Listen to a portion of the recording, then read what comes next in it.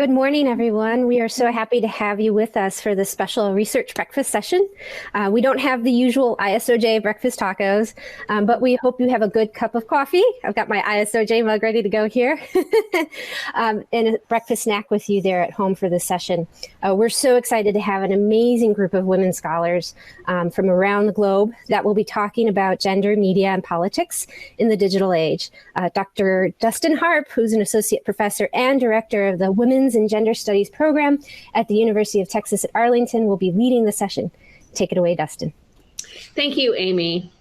I want to start off by talking about women politicians and media representation. Based on decades of research, here are some things we know about women politicians and media. Journalists, their sources, and politicians repeatedly reinforce culturally ingrained ideas about men and women, how they should behave, and what they are good at. Years of research, not just in the US, but in other parts of the world, shows how women politicians are treated differently from their male counterparts by news media. Often assessed for their appearance and clothing, and more often than male politicians, associated with their familial and home status. Gendered language and stereotypical emotions or personality traits are highlighted as well. For example, calling a woman's voice shrill, a word reserved for women, and framing women as weak and emotional. These are some of the most frequent and persistent media stereotypes about and frames of women in the political sphere. Male politicians, conversely, are more often talked about in terms of their political achievements and masculine qualities associated with power.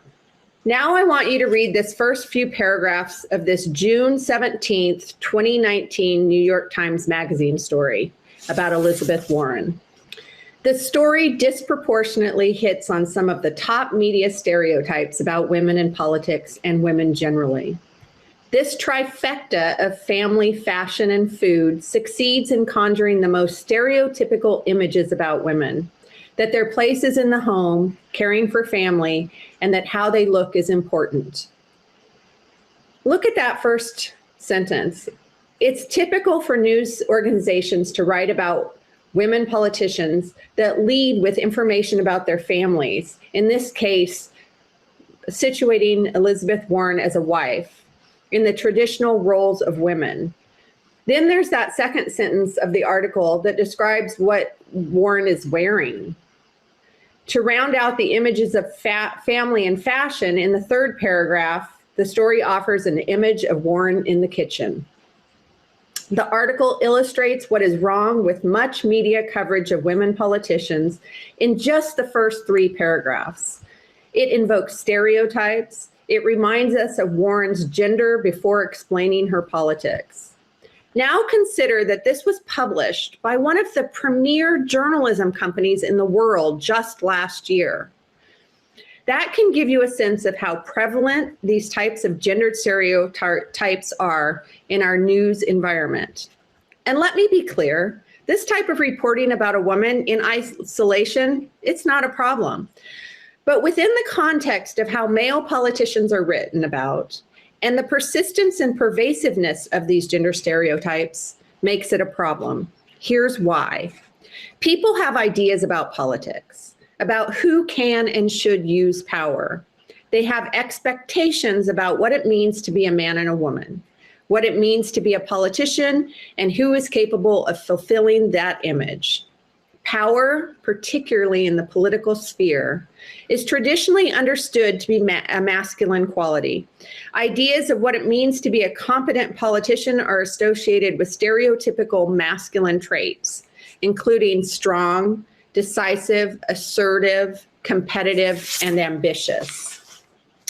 Feminine qualities are traditionally associated with the private sphere, home and family. It's hard for a woman to act feminine, which is a cultural expectation, while also showing political competence.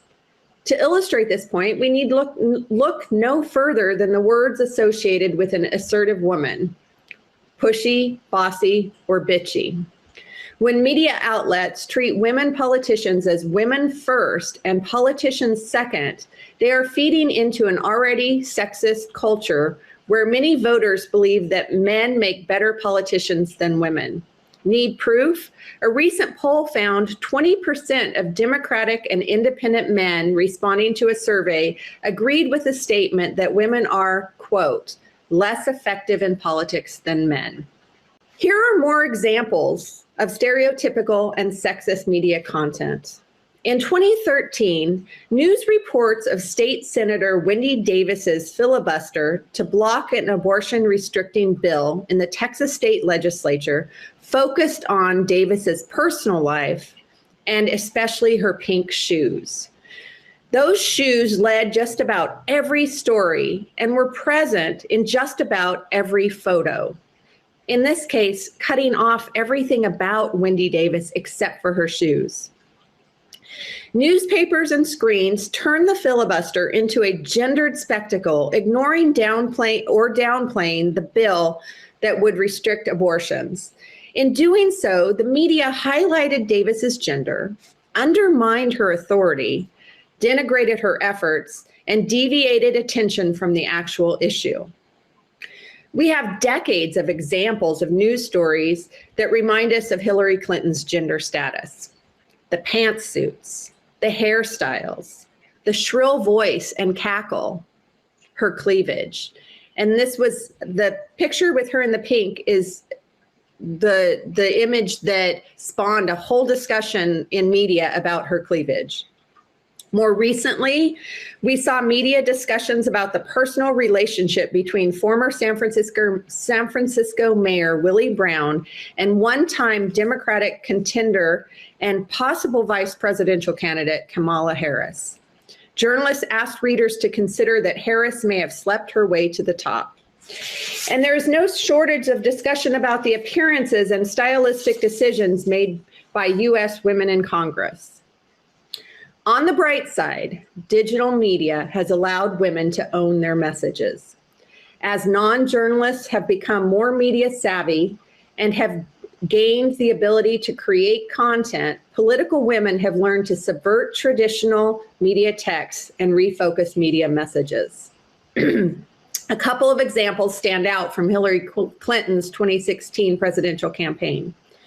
Early in the campaign, Trump accused Clinton of, quote, playing the woman card as her campaign strategy. Clinton responded to the woman card accusation by posting a video to her campaign Twitter feed with the hashtag woman card. She embraced the allegation, saying, quote, Mr. Trump accused me of playing the woman card. Well, if fighting for women's health care and paid family leave and equal pay is playing the woman card, then deal me in. Just a couple of days later, Clinton's official campaign Twitter account tweeted an image of a bright pink card resembling a credit card with the message, quote, lower wages, no paid family leave, limited access to health care, just some of the perks of the hashtag woman card. Along with the image was a link to HillaryClinton.com, her official website. On the website, a box advertised, get your free woman card, and asked for emails and email addresses and zip codes. The campaign had turned Trump's accusation into a strategy to build a database of Clinton supporters and possible campaign contributors using digital media. And then there's the moniker nasty woman that also started as an insult to Clinton. During a televised presidential debate, between Clinton and Trump, while Clinton answered a question, Trump leaned into his microphone and interjected, such a nasty woman. Immediately, Twitter lit up. And soon the statement became a feminist rallying cry.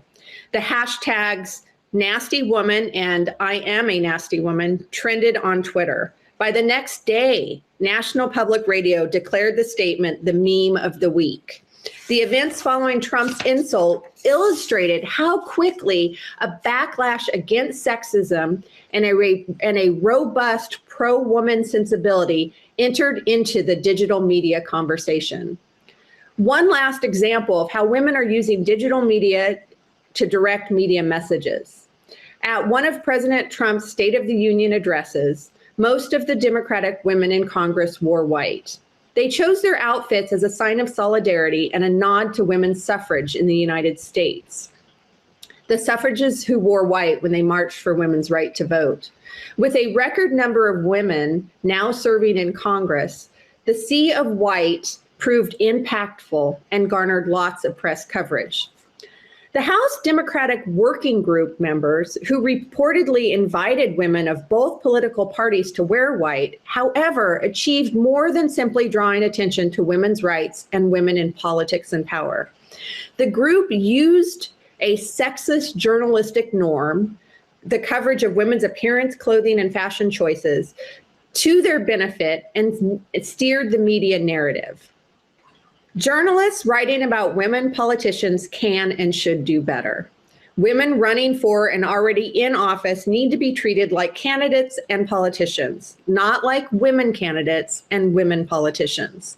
Reminding audiences of women's place in the home and family rather than the world of politics, and drawing attention to gender attributes and stereotypes does little to break culturally steeped ideas about women, politics, and power. When a woman is running for office or in an office, and a journalist highlights that woman's marital status, her appearance and shoes, or the pitch of her voice, it is neglecting to place her politics, her platform, and her record at the forefront. It's bad reporting, and it's bad for the world. So how can we do better? And then my last slide just offers the sources for my presentation. Thank you. Now we will move on to Dr. Regina Lawrence, who's a professor and director at Agora Journalism Center, University of Oregon. Thank you very much, Dustin, for the introduction, and I really appreciate your opening comments. I'm happy to be here. I was excited to be on this panel when Dustin and Amy asked, because media, gender, and politics is a subject I return to again and again in my own research. I've proposed kind of a ridiculously long title for my presentation today, Female Candidates in the Media Before and After the Onset of the Digital Age. I'm trying to broaden the topic just a bit, as Dustin did in her comments, to include pre-digital age factors and to think about how they still matter, or maybe matter differently in this hyper-digital era that we're in today. So I'm going to start with a framework that Melody Rose and I developed in our book about Hillary Clinton's 2008 campaign. That's 2008, not 2016. Not exactly pre-digital era, but definitely before Twitter became the main arterial system for political reporting, before Facebook became the main purveyor of campaign information and misinformation as it has today, and really way before platforms like Instagram became so central and popular. And we offered this Venn diagram as a way of conceptualizing the overlapping factors that affect how female candidates are covered by the news media. And so it reminds us that there are these key foundational factors that predate the digital age. So there are the centuries-old gender stereotypes that Dustin just discussed that kind of boil down to women are thought to be good at caring, competent at caring. Men are thought to be competent at leadership. And of course, Kathleen Hall Jamieson developed the very famous notion of the double bind, so that women who attempt to move into leadership roles have to somehow walk that line of seeming masculine enough for the job, so to speak, while also retaining a sense of their true womanhood. So that's an ongoing struggle that female candidates and leaders have faced for a very long time. There's also decades-old journalistic norms that you all in this audience are familiar with for how to cover electoral politics, focusing on conflict, strategy, tactics, the horse race, who's up, who's down, in ways that can be particularly problematic for women candidates. And then finally, we proposed this third circle or bubble in the Venn diagram that we called the candidate and her context. And we use this to hold a number of factors, including the individual candidate herself, her own particular history, life story, experiences, and also, importantly, the context, including the office that she is seeking. because the research is becoming clearer that how women will fare in their bids for office and in how they are covered can be affected by the office that they're seeking, whether it's local, state, federal, whether it's legislative or executive. There's much research now to suggest that voters look for different attributes in legislative leaders versus executive leaders. And of course, when we talk about the presidency, we're talking about the very most gendered office in the land. So we argued that in order to understand the struggles that Hillary Clinton faced in 2008, you have to consider how these three sets of factors overlapped. Hillary Clinton struggled and ultimately failed to win the nomination in 2008 for many reasons, not just because of sexism, although that clearly played a role, not just because of media, although media clearly played a role, and also because of the ways that gender stereotypes interacted with journalistic norms in the context of seeking the most masculinized and difficult to attain office. It's astonishing now for me to think about how back in that book, we only wrote one chapter about non-news media. We had one chapter where we kind of surfed the internet and looked for images. I don't even remember if we were calling them memes back then, but we looked for images and themes in how Hillary Clinton was being talked about in what we call the Wild West of the internet. And of course, a lot of that, as you remember, was pretty ugly. Since really the 2012 election, more and more attention has shifted away from traditional news media coverage among researchers, and more attention now on how candidates are being talked about on social media, as Dustin indicated. And remarkably, I have to note that in 2020, we also had many more women on that presidential stage, at least for a while. We had several compelling female presidential candidates. And now it's back to two white guys battling it out, two old white guys. This headline from a study of the 2020 campaign by Lucina D'Ameco really caught my eye because it raises the specter of these enduring gender stereotypes with this notion of a gender penalty online.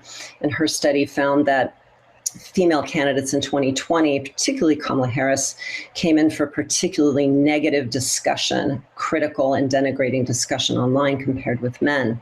So many things are still with us from the pre-digital era. Since the 2014 election cycle, I've been doing research with Shannon McGregor, focusing on how female candidates communicate via social media. And I was drawn to this subject in part because of the work that Melody and I had done on how female candidates must perform gender, particularly when running for the presidency. And I was really intrigued by the new stage that social media has created for female candidates and male candidates to perform on. So Shannon and I argue that social media has opened up new possibilities and new challenges for female candidates. And we draw on a couple of key concepts here. Zizi Papakritsi's work on what she calls affective politics, the more emotion-laid and intuitive style of politics that has emerged with online media. We draw on James Stanier's concept of intimizing politics. He's a British political scientist who's studied how modern politics are very much infused with a focus on individual personalities and private lives of politicians becoming a key focus. And finally, we draw on this intriguing notion by the political scientists Kim Fridkin and Pat Kenny of strategic stereotype theory. And what Fridkin and Kenny argue, in a nutshell, I'm going to oversimplify a bit, is that, yes, gender stereotypes are a thing, and they're a thing that female candidates have to strategize around. But in some contexts, for some candidates appealing to some kinds of constituencies, those dynamics could play out differently. So the standard theory always was that female candidates would and should try to downplay their femininity, downplay the fact that they were women in order not to remind voters of those stereotypes that women are good at caring, but maybe not good at leadership. But in fact, Fridkin and Kenny suggest for some candidacies, for some constituencies, reminding voters that you are a woman and therefore a caregiver and supposedly good at caring could be advantageous, depending on the issues that are in the air, the type of office that you seek, and who your voters are. And so social media becomes really fascinating. We see this example on this slide from Gina Raimondo's Instagram page from a few years ago. This is very common, of course, it's common in all of our social media feeds these days, pictures from our personal lives, our family lives that are constantly reminding voters for female candidates, constantly reminding them that they are caregivers, they're moms, they're wives, they're caring for the elders, etc. And so we become really intrigued with this.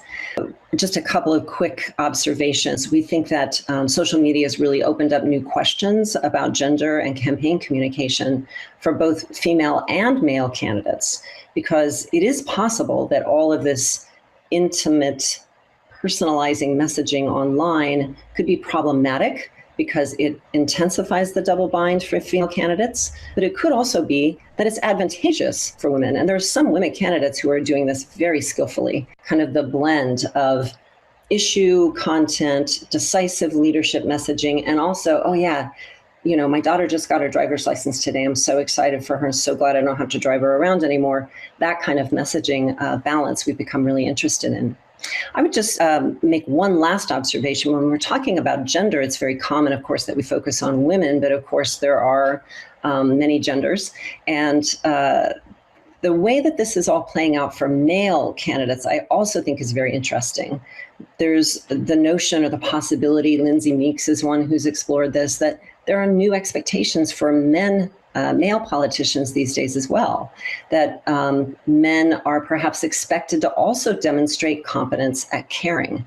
And so these social media feeds that reveal them as fathers and also as caregivers could play out in ways that are advantageous for them. And as a matter of fact, that's one thing we've been finding in our experimental research. So on the last slide, I just posed a few questions that perhaps we can discuss further about the enduring role of gender stereotypes, how those still continue to matter, and how have you noticed the 2020 female presidential candidates when we had them performing gender, so to speak? Has news coverage of female candidates really improved since 2008? Has social media made it easier or harder for female candidates to campaign successfully? So thanks for the opportunity, and I look forward to the discussion. Thank you, Regina. Next, we have Dr. Urszula Pruchniewska, Assistant Professor, Communication Studies at Kutztown University. Hi, everyone, and thank you for being here. I'm really excited to be at my first ISOJ. I wish we were all meeting in person, but this is as good as it gets for these times. So I'm happy to be here. I'm going to use Dustin's and Regina's presentations as really a jumping off point to focus on how politicians can use digital or social media to take control of their own narratives by really circumventing traditional news media and directly connecting with their audiences. So I'm going to start with a familiar face, Alexandria Ocasio-Cortez, or AOC, as I'll be referring to her from now on. All of you probably are familiar with her. She's a congresswoman from New York who's the youngest woman ever to serve in Congress. She's very well known for being very active on social media, and particularly for effectively using Instagram videos to communicate with the public, as you can see explained here in this tweet. So what she does often on Instagram is stream something she's doing at home, such as cooking, while talking about politics and social justice, or holding a Q&A session with her audience. So what I want to focus on in this talk is thinking about the features and the possibilities of use that are embedded in social media technologies that allow women politicians, such as AOC, to promote important social change in understated, low-key, or non-explicitly political ways. My research in general focuses on examining social media affordances that are present in particular social media platforms such as Instagram or Facebook or Twitter, and what people can do with them. So affordances are technically possibilities for use, and they can be either low level or high level. So when talking about low-level affordances of social media, we're talking about the material or design features of a platform that suggest certain actions, such as Instagram filters or the like button that can be pressed if a user approves of a post. And then there's high-level affordances, which are the more sort of abstract communicative or social functions that a platform provides, such as being able to create a community with like-minded individuals. So broadly, I study what do social media affordances allow or do not allow people to do, and particularly how do people use social media affordances to promote or create social change. And as the topic of this panel probably suggests, I'm really interested in women's issues and women's lives and how social media promotes social change for women. So in this presentation, I'm going to give a really brief summary of some research I did previously on the affordances of women's private Facebook groups. And then I will talk about some preliminary findings from a new project that I'm currently doing, which is focused on AOC's Instagram. So let's start with my past research.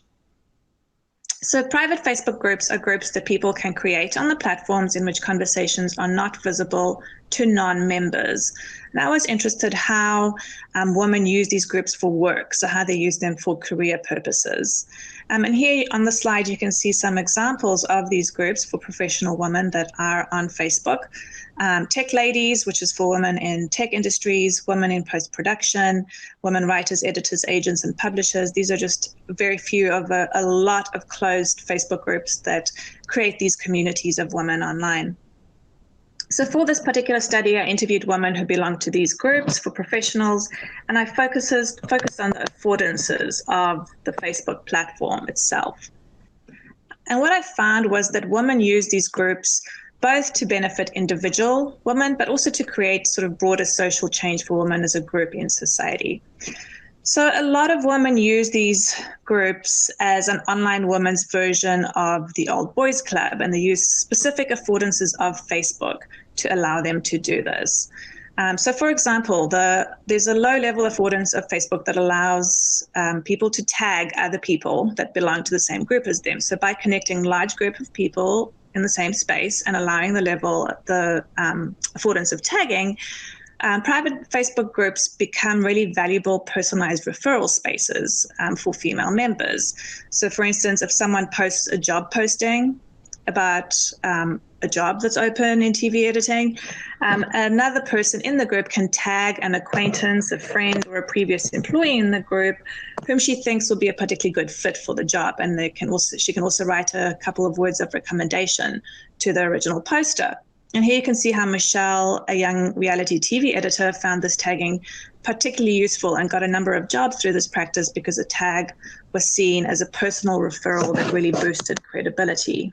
And then aside from providing career resources to individual women, these groups provide high-level affordances of privacy and exclusivity around gender, which make these groups kind of safe spaces that benefit women collectively.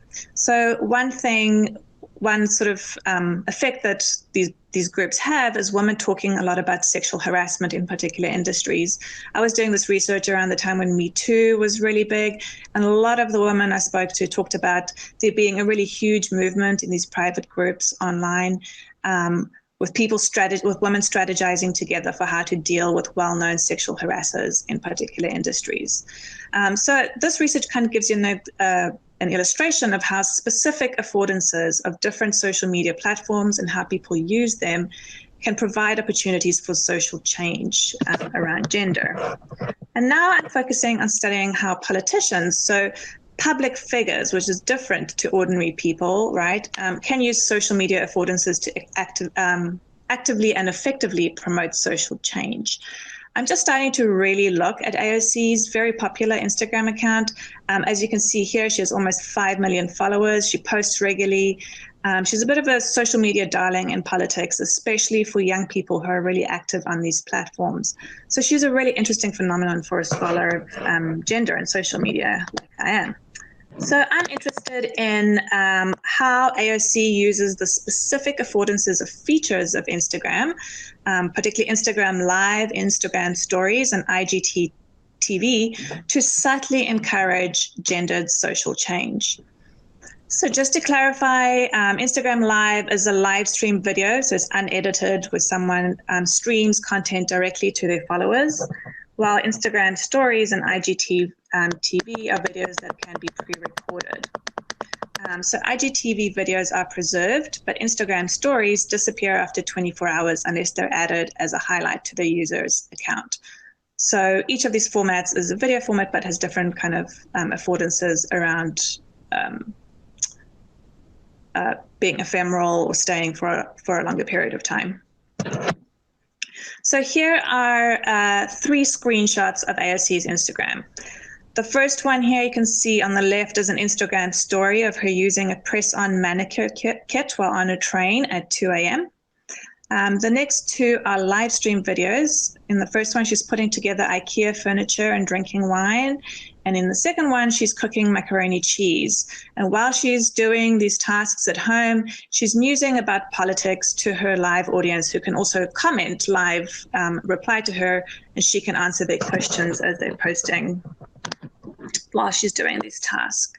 So Instagram Live, Instagram Stories, and IGTV provide many unique affordances, but for the sake of time, I'm going to highlight only 3 today. So AOC effectively uses the mobility of Instagram, right? So the ability to carry it with you everywhere at all times to share content of her daily low-key activities from home, which has the effect of working like you're almost having a girls' night with your fun, smart friend, which is a particular draw for young women who use Instagram as a platform pretty much for all their daily activities. And this helps her come across as really authentic and build relationships with her audience, while at the same time really softening the overt political messages that she's sharing while she's taking part in these activities. Second, it's really important to consider the aesthetics or format of her content, which is largely shared in video form. So she's really a big proponent of using video over stills. She shares a new story pretty much every single day. So her format is really visual. And this ability to share videos to affect social change, AOC really affects social change just by her very presence. So the old adage goes, you can't be what you can't see. And a lot of young people, especially women on Instagram, are now being exposed to young Latina female politicians. So she's changing cultural ideas about what a politician looks like. She also shares a lot of videos from inside Congress. So she's demystifying the elite political process and visually juxtaposing her young brown female body with symbols of typically white male power. And finally, the third affordance is this ability to post unedited, direct videos on the go, particularly when we're thinking about Instagram Live. And to me, this really exemplifies the idea of a woman speaking her mind, normalizing the fact that women have interesting and important things to say that they can share with confidence and without a lot of preparation ahead of time. And also the fact that these Instagram videos are often less polished and less perfect, and that she uses these videos as her preferred mode of address to the public might have some effects on her young female audience members in terms of their own social media practices. So I think she's really modeling how women can be less polished and less perfect on social media. So in sum, by using Instagram videos in this way, AOC is subtly and almost intrinsically, just by being there, promoting change around gendered social norms and cultures, as well as promoting her political ideas and ideas about social justice without being too on the nose, without seeming too explicitly political. So I'm really just starting this research. So these are some preliminary thoughts, and I would love to have more conversations with you all on this topic. And another thing I'd like to talk about is kind of what do you see as some benefits of and some issues with politicians' use of social media as it relates to journalistic coverage of politicians and also to the political process more broadly. And just to point out, it's not just AOC, right, who's very vibrant on social media. Trump on Twitter is a really good example of kind of the other side of the political spectrum also using social media very effectively. So I look forward to having more discussions about this, and thank you. Thank you, Urszula. Next, we have Ingrid Bachmann, who is a professor at Catholic University of Chile. Thank you, Dustin, and thank you for inviting me for this research breakfast. This is the first time in 10 years that I'm presenting at ISOJ, so it's a nice bookend, I guess, to the last 10 years. Although I have to admit, I would prefer to have breakfast tacos right there instead of having this being online only. So I've been researching about how the media talk about women politicians, and actually it's in line with what everybody else has said today. And while doing this research, I started seeing other sides of the problem, I guess. So yes, indeed, we have more women running for office. I mean, there have been inroads. We have many countries with increasing, first female presidents and stuff like that. But overall, the numbers are still low, and that's kind of depressing. And looking at the reasons for that, and yes, it has to do at some point with media representations. I started looking at the supply of candidates. And I started asking women, have you ever considered running for office, and why would you or wouldn't you? And yes, there's some research saying that there are political ambition gaps between women and men. But in my research, at least in the case of Chile, I found out that overall, most people don't want to run for office, but actually women were more interested, or at least they reported to being more willing to consider it to run for office, despite what they actually call very negative coverage by media, and that they didn't like how the media treated politicians and candidates and stuff like that. And then I started looking at other things. And one of the things that I kept running on is that women are less knowledgeable about politics. And it has to do, they don't have the basic resources to actually engage in politics, not only as a candidate, but just to be a voter, to be a citizen. And one of the issues has to do and this is actually what I mentioned there, it has been found in countries as different as Germany, Taiwan, the US, Chile, is that men are more interested and engaged in news than women. So there is a problem with the basic resources to engage with news. And yes, it has to do to a certain extent to what the media do with news and what they do with women. So what I say is that this divides. Yes, we have gaps in participations, we have gaps in actually getting elected, and we have gaps in consuming news. Those have consequences, and I think it's important we start to worry about those. What I'm saying is that when women report to consume news less frequently than men, they are actually missing out on the main sources of civic life, and that's important. And this is actually that Dustin Harp has said. This is also suggests that the news industry is not serving women well, because women, when you ask them, why are you not consuming news as much? And it's not only consuming news, they actually say they avoid news. They actually say they don't want to comment on news. They post on social media less often than men about politics. So it doesn't matter how you measure it, how you look at it, it's always women lagging behind on all of these things. So like Dustin actually has said, we have a problem with how the news industry is considering women not only as sources, but only as users of news media. So we have to worry about that.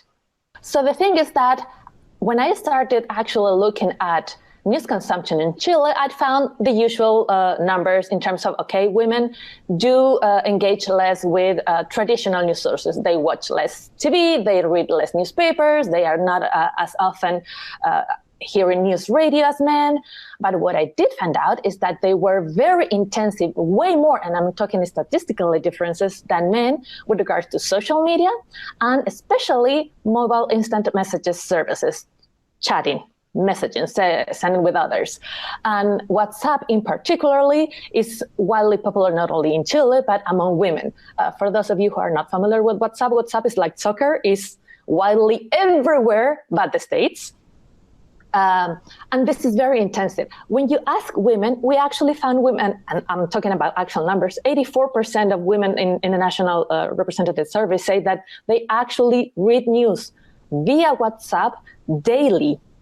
Every single day, 84% of women said that. This is way more than they say watching TV news, that they say reading newspapers or something else. So that was very interesting. So I started asking, why they were doing this and what kind of news, because what people call news is not necessarily what, I don't know, researchers call news. So we started asking about this, and they said, no, we actually post about actual news. Like, okay, I send messages from news media, I comment whatever was in the news today, and they actually said that they have these chat groups where they actually discuss about politics and engage with others and have arguments, and usually they are actually very polite and very civil, and I thought that was fascinating. The most interesting part for me is when I was asking users of WhatsApp users what they were doing with this, I actually could tell that there were like two different kind of uses. One was sharing personal information with families, with friends, that I'm sick today, or I don't know, what a nice day, or I'm sick of this pandemic or something like that. And then there were the conversation that they actually said that they had sometimes with their friends and with other kind of limited groups about politics, about public affairs. I cannot believe what is going on in this part of the world, or about politicians. This was in the context of the last presidential election in Chile. And then I started, seeing these numbers, I realized that people were actually talking about using WhatsApp and like sharing information, on the one hand personal, and on the other one political.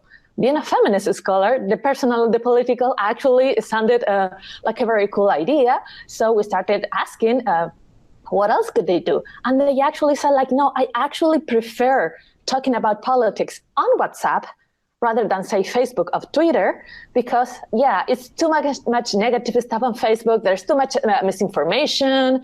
I don't know, people are very aggressive. I can actually have good conversations and talk to others and understand somebody else's point of view while talking with this. And I thought that was great. I mean, there's a lot of literature saying that when people talk about politics, they actually can understand better. They have more information. They have actually, they can process information at a higher level. So the last, or my latest research on this topic is actually asking people, and I do see it, if there are breakdowns between women and men, what they do. And what we found out is that people who engage in political uses of WhatsApp actually learn about politics. They learn about the candidates, they learn about the platforms. They even are able to better express an argument about their own points of view. And I think that's great. We need to focus more on that. So what it says is what women are sharing on WhatsApp matters. It actually matters. Yes, I mean, the stuff that I saw is that when they mostly focus on personal uses of WhatsApp, there's not much gain in terms of political knowledge, but they are sharing news. They are discussing about politics with others, and that actually is very interesting. So at this in Chile, and I have to concede that, I think that we have to realize that digital media, something that we usually probably what I've seen is not much people are paying attention to this kind of services. But if we think of mobile messages, affordances, to take the word that Urszula used, is that they are playing a role, a political role. We should consider they are among the repertoire of major news gateways for people, and they are having learning effects. People are actually learning about politics, and it's part of that old dictum: a good citizen is a well-informed citizen. So if they are getting news about this, I think we should focus more on this and explore more about what is going on.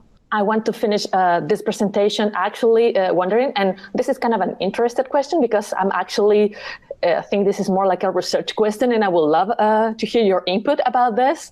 But what is it about the news that people are sharing on WhatsApp that leads to a better recall of information? I mean, people are learning, they are actually understanding better. And because we know that there are gaps in political knowledge, and I think we should pay attention to what is it that people are sharing, because they are sharing news sources, Twitter accounts, data. sometimes misinformation as well, and they are very aware of that. But I think we have to start to focus on these kind of things, because it's a source, I guess, or it's a space for digital media that we haven't considered much up to this point. So that's my presentation, and I'm looking forward to the conversation. Thank you, Ingrid. And again, thank you to all three of you for your really interesting insights. Next, we're going to open up a conversation. I'm going to get started, and then we will take questions from the audience. You know, as I listen to the three of you talk and thinking of, you know, my decades of doing research about women and gender and politics. And yes, I do want to reiterate Regina's point that when we talk about gender, we are not just talking about women, though that's what we focused on in this presentation. But I think that point goes to a point that we all reiterated over and over in our presentations, which is this is a very complex topic. And there are a lot of ways we can think about it. I think going back to Regina's Venn diagram is particularly important as we think about when we're talking about women or gender and media and politics in the digital age. We're talking about the context of the particular politician. So we are not going to see that every politician is covered the same. There's gender stereotypes. There's plenty of masculine stereotypes that are harmful to men, less harmful in the political sphere where they're expected to act a certain form of masculinity. And then there's the news culture and how that has changed over the years, and with digital media. Ingrid brought up some really interesting points about, how women talk about politics amongst themselves. And I think that in general, the discussion from all of us highlights that there have been and still are some problems with traditional journalism and how it covers people through gender stereotypes and gender lenses. And so, but also Ingrid brought in, which I think is super important, is how women don't engage as much with traditional news. My historical research, I came up with kind of the, idea that news has traditionally constructed women as consumers and men as citizens. And so if you think about that, and there's no wonder women aren't now going and listening to or looking at traditional news as much, because that's not where they've traditionally gotten news or felt like it's for them. I think that some questions we can ask are, what is the biggest problem with traditional news and its relationship with women? And then what does it mean to journalism that women consume more news via digital apps? And then really thinking about how social media has made it easier or more difficult. What are the benefits and problems with what we're seeing, which is women, in this case, moving to social media where they have more control over content, both what they receive, how they talk about it, and how they will be constructed within the content. Does anyone want to, on the panel, speak to any of this before we open it up to the audience for questions? And if you want to raise your hand or somehow jump in. Regina. I guess I would just quickly echo some of what I think you're getting at there, Dustin, to say that compared to when I started doing research on, gender, media, and politics a long time ago, there is a sense that things are moving, things are more complex, things are not as simplistic as they seemed a couple of decades ago. I was asked to write and then revise a book chapter. So I've written it a couple of times now about, can female candidates get a fair shake in the media? And the research just keeps moving in the direction of, it's more complicated now. It's not all about gender. It's very much about office. It's about party. I think that's one thing we haven't talked about today when we're talking about politics, is to talk about political party and the way that, at least in the US context, female candidates have to perform their gender and strategize around gender stereotypes quite differently depending on the party that they belong to, for example. So I guess I would want to emphasize that note of the beauty of the complexity, and for us as researchers, the joy in figuring out more complex patterns of what's happening today. Yes. And I think that there's it's more encouraging since women have been able to take control of some of the conversation. But you're right. When you talk about, it depends on the party. Ingrid and I did a research project about Sarah Palin, who was running for vice president a few years back. And what was so interesting about that, because she was running from a Republican party, which has very different ideologies, right? And that she really did perform this interesting balance of femininity and toughness. So she was a pit bull with lipstick, right? So the toughness of the pit bull, the masculinity of toughness, but she's still going to put on her lipstick. So, and that worked for her. So, in fact, I think Ingrid would agree that when we did the research on that, she did a pretty brilliant job of balancing those two gender perspectives. Yeah, I remember with Sarah Palin, she will brag about shooting the moose and then cooking it or something like that.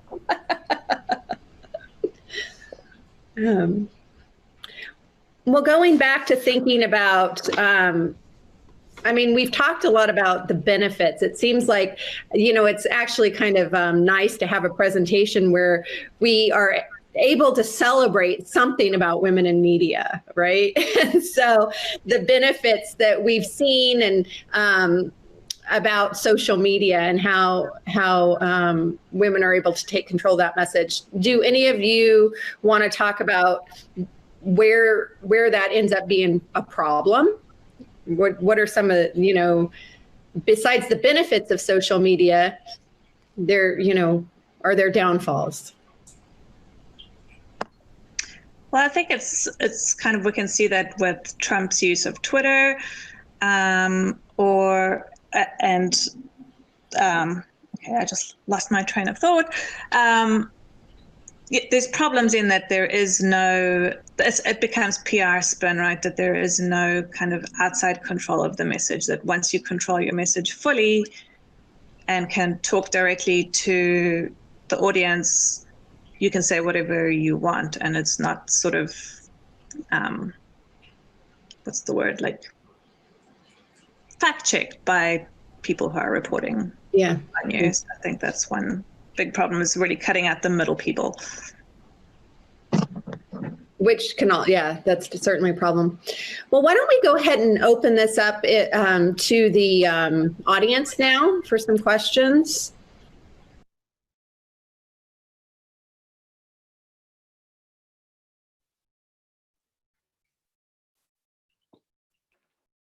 Hi, good morning. A first question from our audience is, was race also a factor in increased scrutiny towards Kamala Harris?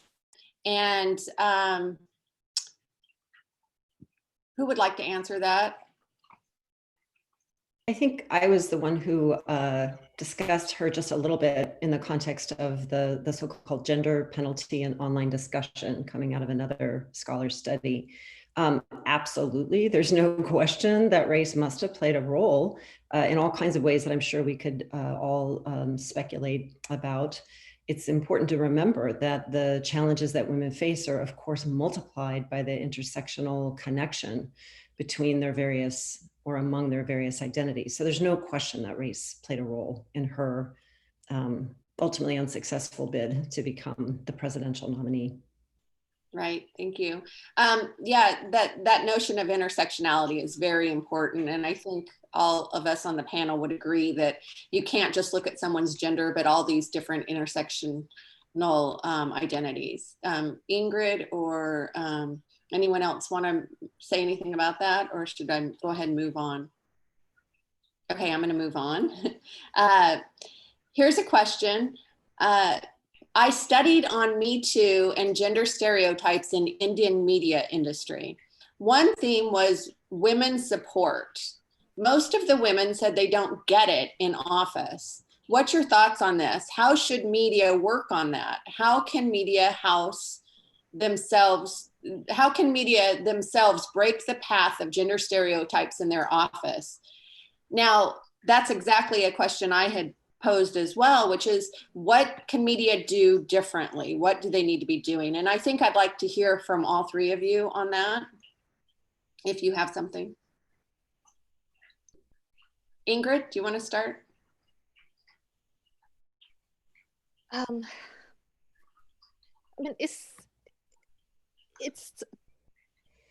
I don't want to like preach or something like that, but the thing is, like, okay, we know that media can do better. Some of them have been doing better, and I do think that the audiences are holding the media more accountable than they used to. And at least in my perspective, one of the things is that, I mean, stereotypes are easy to get into that, but we've seen that. I mean, and we all know, I mean, just look at the people right here that I mean, media insisting in treating women in a monolithic way, like all women are the same, or just one woman represents everybody around the world. So I think that one of the I mean, I'm not being very articulated right now, but I guess that what I'm trying to say that is just, you just have to open your eyes and see that there are differences and just strive for that. And I've seen many initiatives about people like actually trying to do that. Okay, I'm going to have diversity, not for the sake of diversity, but for the sake of better reporting, like different perspectives, like different points of view, like different experiences. And when you look at it that way, not as a checklist, as, okay, do I have women? Do I have, I don't know, people of color? Do I have, I don't know, people from the left or from the right? But when you go like, okay, what about if I have different experiences, different ways of seeing, you have a more complete story. And I think that's the goal. And we've seen some of those stories. I mean, and I think that, at least from my side as a journalism educator, I actually have to teach my students through that and remind them that is the goal. I mean, just like they strive to have, I don't know, all the sides of the story or have an interesting lead on a good headline. Okay, what about having different points of view, different perspective, and a more complete story? Because that is better journalism. Yeah. Regina or Urszula, would you like to add to that? Yeah, I think, I mean, this is probably an obvious point, but in diversifying newsrooms, like newsrooms are still run, you know, predominantly by certain races and certain genders and certain classes of people. And I think just continually adding more diverse voices into newsrooms and changing the culture from the inside and having people with different experiences writing the news will diversify and help with gender stereotypes in some way. But it is also related to education. And I think that's, you know, like as a journalism educator, it's important to teach the people who are coming up as a new wave of journalists to think in different ways, because it's really easy to get stuck in kind of the norms around journalism that just repeat the same patterns, especially when it comes, for instance, to looking at sources and asking the same elite sources to comment on, you know, to be part of stories instead of looking at diverse sources. Regina, do you have anything to add? Yes. Yeah, I'd add a couple of things.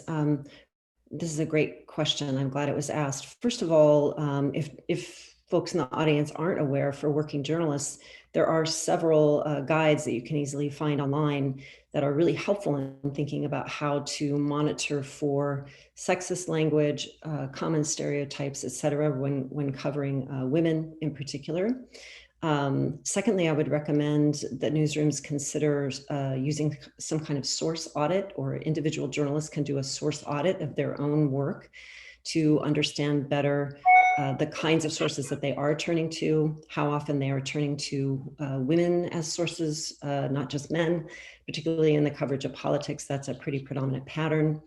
And then thirdly, I would build on the point that Urszula just made, and to say, absolutely, we need greater diversity in our newsrooms in all kinds of ways, but let's also remember that the power of journalistic norms and newsroom culture can persist even when we diversify the bodies in the newsroom, so to speak.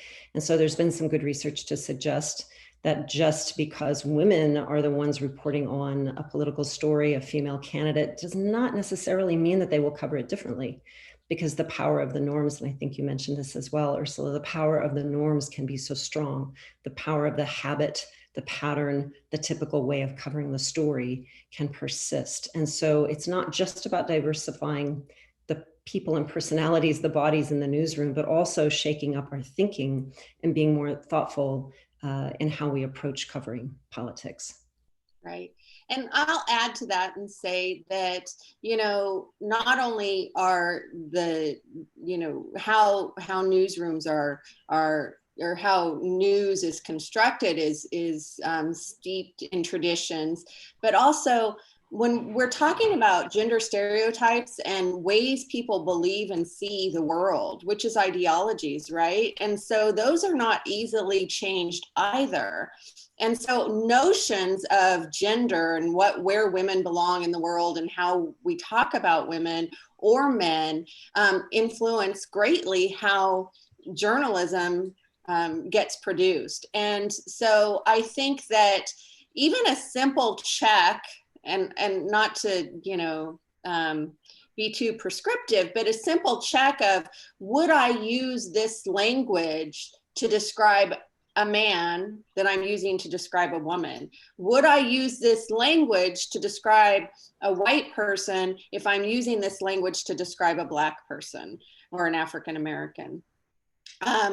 If journalists can even just make those checks and make sure that, because when you're using a word and it's only being used for one identity and you wouldn't use that word for another identity, then you're probably working on towards stereotypes. So, you know, I think that checking language and checking our stereotypes, really, you know, our biases. So, because like you said, even when a woman goes into a newsroom, that doesn't mean she's not gonna produce sexist content.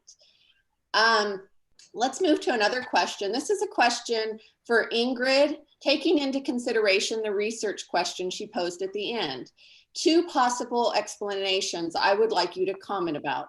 Is it possible that instant messaging apps feel safer to women since they provide a way to avoid exposure or conflict? Another person even pointed out, could it be that they trust or feel comfortable with the people on their WhatsApp?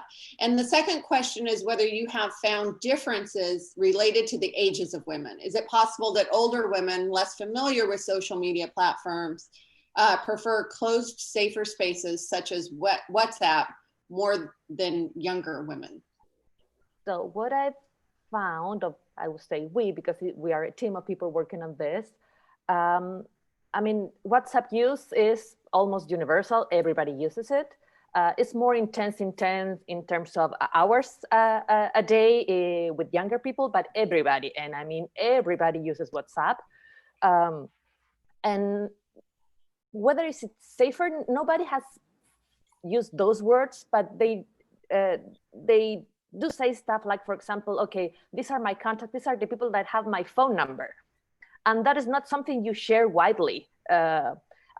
You select the people, and we actually had discussions about how you can leave a chat group and abandon or block people, stuff like that. So yeah, they don't use the word safer, but especially when they compare it with, for example, Facebook or Twitter, the kind of language they use actually suggests that they are at least more comfortable discussing with a tighter group, even if they don't everybody get along with them. some users have said like, oh, I have this cousin that keeps, I don't know, posting fake news and I have to debunk those, or like, I just don't reply whenever my cousin says this or that, stuff like that. But I guess it's like when you have it like a family gathering, you always have that annoying cousin or uncle or something like that. What I'm more interested is in what are they calling news? Because I mean, some of that is not what we journalism practitioners and practitioners or professors call news, but some of that makes it to WhatsApp. And what I want to know is, I mean, what is it about that they are using that for like arguments, to converse with people, to like try to persuade other people? I don't know, yesterday in Chile there was an important vote in the Senate, and all my chats were going crazy, posting information live, like live post, you know, did you see that, did you see this other one, this other thing, and that's the thing that I think is very, very interesting, because you have like people, I mean, for many people this is not their second screen, it's their main screen.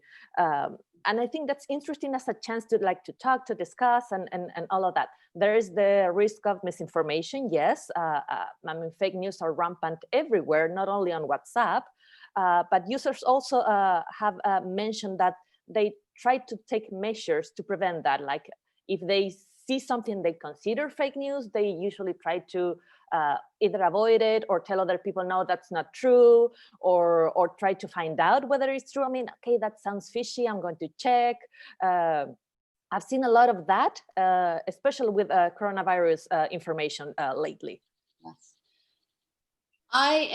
We have 4 minutes left, and I'm going to throw this question out because this moves to talking a little bit about social media, and or also how women politicians, what they need to do to work to better lessen stereotypes in their coverage, et cetera. So this question is, Joe Biden has announced that he will name a woman as his VP candidate in the US for Democratic Party.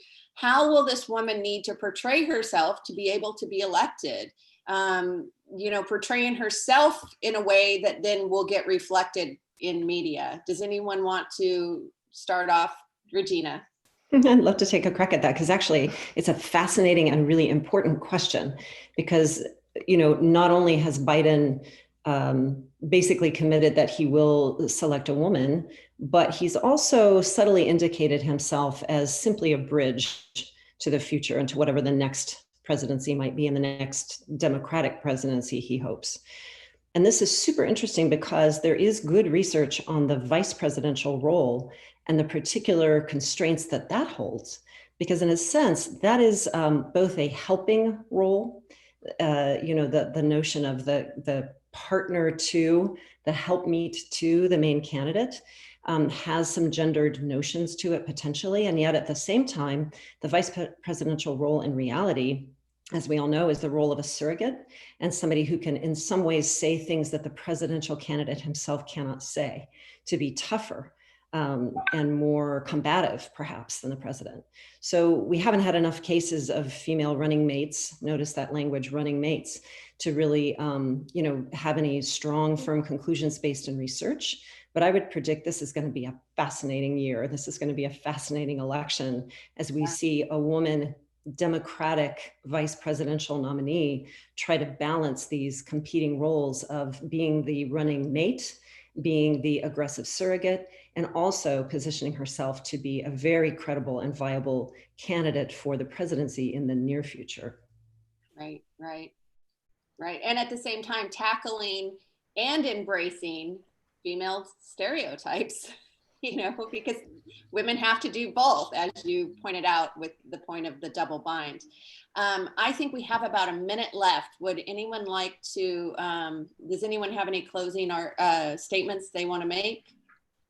I mean, I guess I just want to add to, you know, what will the female vice president have to do, particularly using social media? Number one is learn about social media and know how to use the variety of features, variety of platforms to their best advantage. And of course, they don't necessarily run their own social media accounts at this point, but they need to have really savvy social media managers. And I think using it in the way that IOC uses hers, direct to the audience as much as possible, is kind of going to be the way going forward, especially if they're trying to capture a younger voting base. Yeah. And I think that you point out something really important, which is there are different demographics, and even a candidate needs to be a different kind of persona dependent on those demographics, right? And so, you know, for the young voter, it's really helpful to be, I mean, women, I think it's easier for women to be tough and be accepted by the younger voter. Yeah, I would agree with that. All right, well, our time is up. Unfortunately, this has been such a great experience getting to be on a panel with the three of you, and I appreciate everything. And I hope everyone here continues to have a very good conference. Thank you so much. Thank you. Thank you so much, Dustin, and a big thank you to all of our scholars this morning for this great session. So much has been discussed, and it's just making my mind wander and brainstorm about all the things that we can still do and move forward with. This has really been a great conversation and a great way to kick off day 4 of ISOJ. We really thank you all for joining us today. Just a few things to wrap up here as we end our session. I just want to encourage everyone to join us for the keynote that's coming up here shortly. There's a brunch workshop today too. Our afternoon panels, and we also have a research panel this afternoon that features research that's in our journal as well. Very exciting. So please grab another cup of coffee and join us shortly here for the keynote panel featuring Nicole Hannah-Jones from the New York Times Magazine, in a conversation with Jeff Jarvis from CUNY's Craig Newmark Graduate School of Journalism, which will start shortly. Thank you all for being with us this morning, and we'll see you shortly. All right, thank you. Thank you. Thank you.